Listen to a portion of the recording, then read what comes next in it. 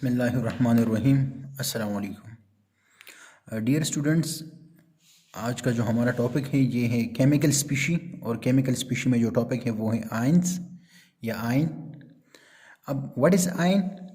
Atom और group of an atoms having positive और negative charge is known as ion.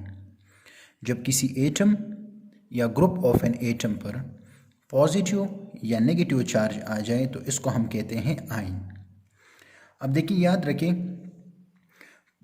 कोई भी atom हो तो atom as a whole neutral particle होता है, और किसी भी न्यूट्रल पार्टिकल में उसमें प्रोटॉन और इलेक्ट्रॉन की तादाद बराबर होंगे। याद रखें, atom is a neutral particle. Why? Because it having same number of proton and electron. Atom में हमेशा प्रोटॉन और न्यूट्रॉन की तादाद क्या होते हैं? बराबर होते हैं। तो लेट सपोज यहाँ पर एक न्यूट्रल एटम है, इसमें प्रोटॉन और इलेक्ट्रॉनों की तादाद क्या है? इक्वल है, due to which this is a neutral particle, और इसको हम कहते हैं एक न्यूट्रल एटम।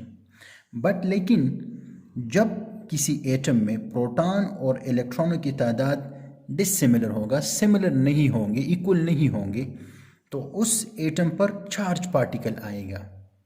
उस पर चार्ज आएगा, या तो पॉजिटिव चार्ज उस पर आएगा या उस पर नेगेटिव चार्ज आएगा। तो जब भी किसी एटम पर या किसी ग्रुप ऑफ एन एटम पर पॉजिटिव या नेगेटिव चार्ज आ जाता है तो फिर इसको हम कहते हैं आयन। और याद रखें, एटम के टू टाइप्स, आयंस के टू टाइप्स हैं। आयंस के टू टाइप्स हैं, एक को हम कहते हैं केटाइन। जब किसी एटम पर पॉजिटिव चार्ज आ जाए तो इसको फिर हम कहते हैं केटाइन। और जब किसी एटम पर या ग्रुप ऑफ एन एटम पर नेगेटिव चार्ज आ जाए तो फिर इसको हम कहते हैं एनाइन, इसको हम कहते हैं। और आयंस की फॉर्मेशन, जब किसी एटम में हम प्रोटॉन और इलेक्ट्रॉनों की तादाद को डिसिमिलर करते हैं ताकि ये इक्वल ना रहे, तो इसको हम कहते हैं फॉर्मेशन ऑफ आयन। और आयन के फॉर्मेशन को हम कहते हैं ionisation. Formation of ion is known as ionisation. अब आयन को हम दो तरीक़ों से फॉर्म करते हैं, दो तरीके हैं जिसके ज़रिए हम आयंस की फॉर्मेशन करते हैं। एक को हम सिंपल कहते हैं आयोनाइजेशन, और दूसरा है हेट्रोलाइसिस। इन टू मेथड्स के ज़रिए हम फॉर्मेशन ऑफ आयन कर सकते हैं, जो कि आगे मैं आप लोगों को एक्सप्लेन करता जा रहा हूँ। अब देखिए, व्हाट इज़ आयोनाइजेशन? सिंपल आप लोगों को मैंने कह दिया, ionization mean ion mean ions and जेशन mean formation. So formation of ion is known as ionisation. अब देखिए, आयोनाइजेशन हम दो तरीक़ों से कर सकते हैं। एक को हम कहते हैं इलेक्ट्रॉन एफिनिटी, और एक को हम सिंपल कहते हैं आयोनाइजेशन। तो पहले है ये आयोनाइजेशन। देखिए, लेट सपोज ये एक एटम है which have equal number of proton and electron. देखिए, इसमें तीन प्रोटॉन्स हैं और तीन इसी में इलेक्ट्रॉन है, तो ये प्लस और माइनस एक दूसरे को कैंसिल कर रहा है। एज अ रिजल्ट ये एक न्यूट्रल पार्टिकल है, 3 प्रोटॉन्स एंड 3 इलेक्ट्रॉन्स। लेकिन अगर इसी एटम को मैं इस इलेक्ट्रॉन को एनर्जी प्रोवाइड करूँगा तो ये इलेक्ट्रॉन यहाँ से निकल जाएगा, माइनस इलेक्ट्रॉन, यहाँ से ये इलेक्ट्रॉन निकल जाएगा। और जब ये इलेक्ट्रॉन निकल जाएगा तो ये जो आउटर मोस्ट शेल, ये जो मैंने ड्रा किया है इमेजिनरी लाइंस, मींस कि ये शेल यहाँ से ख़त्म हो गया। इट मींस कि यहाँ का इलेक्ट्रॉन यहाँ से चला गया है, और सिर्फ कितने इलेक्ट्रॉन रह गए हैं? 2 इलेक्ट्रॉन्स रह गए। प्रोटॉन वही के वही 3 हैं, इलेक्ट्रॉन कितने रह गए हैं? 2। तो देखिए, प्लस चार्ज कितने हैं? 1 2 3, और नेगेटिव चार्ज कितने रह गए हैं? 2। तो देखिए, एक प्लस और एक माइनस, माइनस प्लस, तो कौन सा चार्ज रह गया है? नेगेटिव, पॉजिटिव चार्ज रह गया है। तो एज ए रिजल्ट ये एक न्यूट्रल एटम था, इस न्यूट्रल एटम पर कौन सा चार्ज आ गया है? प्लस चार्ज आ गया है। Now this is known as, इस आयन को हम कहेंगे केटायन, इसको हम कहेंगे। ठीक है, तो फॉर्मेशन ऑफ आयन हो गया। दूसरा मेथड क्या है, जिसको हम इलेक्ट्रॉन एफिनिटी भी कहते हैं। अब लेट सपोज इसी एटम में बी एक एटम है जिसमें 3 प्रोटॉन्स हैं। प्रोटॉन प्लस चार्ज होता है, जबकि इलेक्ट्रॉन पर नेगेटिव चार्ज होता है। अब देखिए, 3 protons and 3 electrons, so this is a neutral particle. लेकिन अब इसी एटम में हमने एक इलेक्ट्रॉन बाहर से इंटर कर दिया है।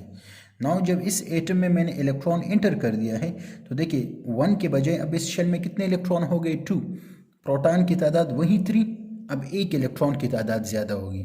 तो देखिए, प्लस और माइनस कैंसिल मैं कर रहा हूँ, plus minus, negative charge positive charge, negative charge and positive charge.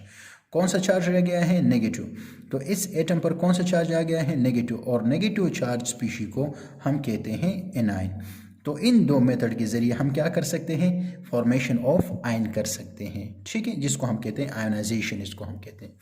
अब याद रखें, ये पॉइंट अपने साथ याद रखें कि अगर प्रोटॉन और इलेक्ट्रॉन की तादाद बराबर नहीं होंगे, 3 प्रोटॉन्स है 4 इलेक्ट्रॉन्स है, इट मीन्स कि इसमें नेगेटिव चार्ज एक ज़्यादा होगा। तो इस एटम को हम कहेंगे, इसको हम कहेंगे केटाइन। जब किसी एटम में इलेक्ट्रॉनों की तादाद ज़्यादा हो जाए तो उस आयन को हम कहते हैं केटाइन। अब देखिए इन दोनों में भी प्रोटॉन और इलेक्ट्रॉन की तादाद बराबर नहीं है। तो देखिए 3 protons 2 electrons, 2 electron 3 plus charge, तो 1 प्लस चार्ज ज़्यादा है, तो इसको हम कहते हैं एनाइन। इसको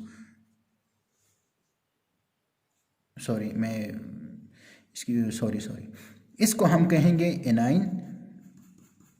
मैं ये रिपीट कर रहा हूँ। अब देखिए इस एटम में इलेक्ट्रॉनों की तादाद ज़्यादा हो गई है, तो इलेक्ट्रॉनों की तादाद जब ज़्यादा होंगे तो इसको हम कहेंगे एनाइन, इसको हम कहेंगे। और इसमें प्रोटॉन की तादाद ज़्यादा होगी तो इसको हम क्या कहेंगे, इसको हम कहेंगे केटाइन, इसको हम कहेंगे। अब इस एटम में प्रोटॉन और इलेक्ट्रॉन की तादाद इक्वल है, तो इस एटम को हम क्या कहेंगे, न्यूट्रल एटम, इसको हम कहेंगे, ठीक है। तो केटाइन, एनाइन और न्यूट्रल एटम, इनको हम कहेंगे, ठीक है। अब देखिए अब आप लोगों को मैंने ये एक मेथड एक्सप्लेन कर दिया आयनाइजेशन के ज़रिए।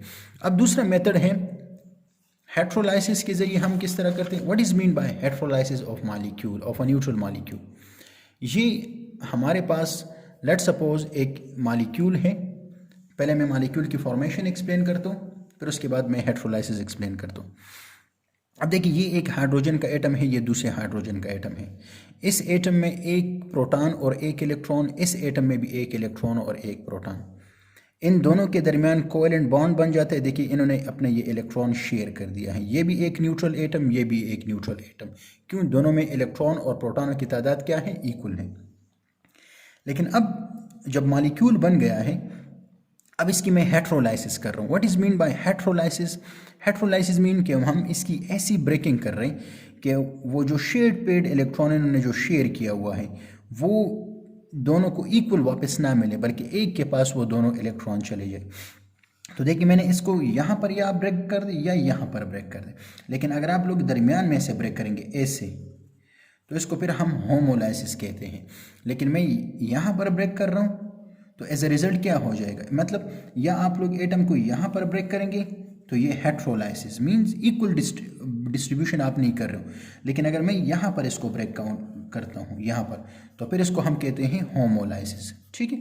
लेकिन जब आप लोग एटम मॉलिक्यूल की होमोलाइसिस के बजाय हेट्रोलाइसिस करेंगे तो एज ए रिजल्ट क्या हो जाएगा, अब ये वाले जो साइड है इसके पास सिर्फ एक प्रोटॉन रह गया है। क्यों, इसका इलेक्ट्रॉन दूसरे की साइड पर चला गया है, तो इस पर सिर्फ पॉजिटिव चार्ज रह गए हैं। तो जिस एटम पर पॉजिटिव चार्ज आ जाए इसको हम क्या कहते हैं, इसको हम केटाइन कहते हैं। और जिस एटम पर नेगेटिव चार्ज आ जाए, क्यों, देखिए इसके साथ ऑलरेडी अपना एक इलेक्ट्रॉन था और एक इलेक्ट्रॉन इसने और भी ले लिया है, तो अब इसके पास कितने इलेक्ट्रॉन हो गए, 2 इलेक्ट्रॉन हो गए। तो this is known as anion, इसको हम कहेंगे, नेगेटिव चार्ज भी शुरू। सिमिलरली ये एक और मॉलिक्यूल है CH4, मीथेन का मॉलिक्यूल है। अब इस मॉलिक्यूल की मैं होमोलाइसिस भी कर सकता हूँ और हेट्रोलाइसिस भी कर सकता हूँ। तो मैं देखिए इस पार्ट की मैं हेट्रोलाइसिस कर रहा हूँ। देखिए लेट सपोज ये बॉन्ड मैंने ऐसे ब्रेक डाउन कर दिया है, तो इसने अपना इलेक्ट्रॉन इनके पास चला गया, ये वाला इलेक्ट्रॉन। तो देखिए कार्बन इस पूरे रिंग के साथ एक इलेक्ट्रॉन एक्स्ट्रा आ गया है, तो इस पर कौन सा चार्ज आ गया, इस मॉलिक्यूल पर नेगेटिव चार्ज। और हाइड्रोजन के पास सिर्फ प्रोटॉन रह गए, तो इस पर पॉजिटिव चार्ज। तो जो पॉजिटिव चार्ज स्पीशी होंगे इसको हम कहेंगे केटाइन, इसको हम कहेंगे। और जो नेगेटिव चार्ज स्पीशी होंगे इसको हम क्या कहेंगे, एनाइन कहेंगे, ठीक है। तो डियर स्टूडेंट्स, अगर आप लोगों को किसी पॉइंट में कोई मसला है तो आप लोग ग्रुप में पूछ सकते हैं, ठीक है। अभी तक इतना ही, इंशाल्लाह मिलते हैं नेक्स्ट वीडियो में। उसमें जो मज़ीद जो टॉपिक हैं रेडिकल्स वगैरह, उसके बारे में आप लोगों को एक्सप्लेन करता हूँ, ठीक है। चलिए दुआओं में याद रखें, खुश रहें, अल्लाह हाफिज़।